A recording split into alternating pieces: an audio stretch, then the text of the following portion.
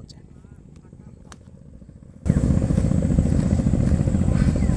এটা ছোট্ট একটি চরটার নাম হলো বেটির চর।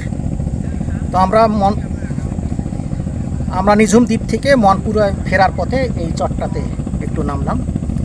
চমৎকার, এখানে জনবসতি আসলে নেই, কিছু মহিষ পোষে, সেই মহিষ আছে।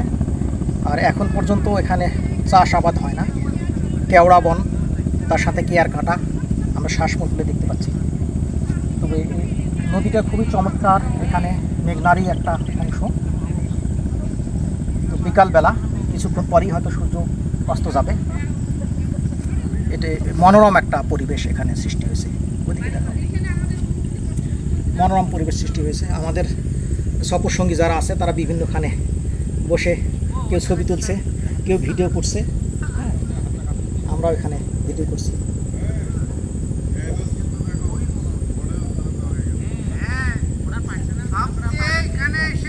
হ্যাঁ হ্যাঁ,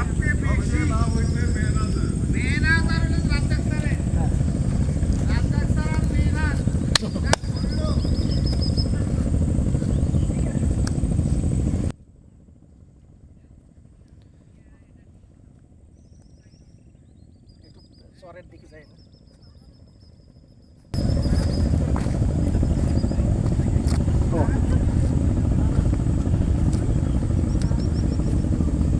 পানি ঢেউে ঢেউে ভেঙে গেছে।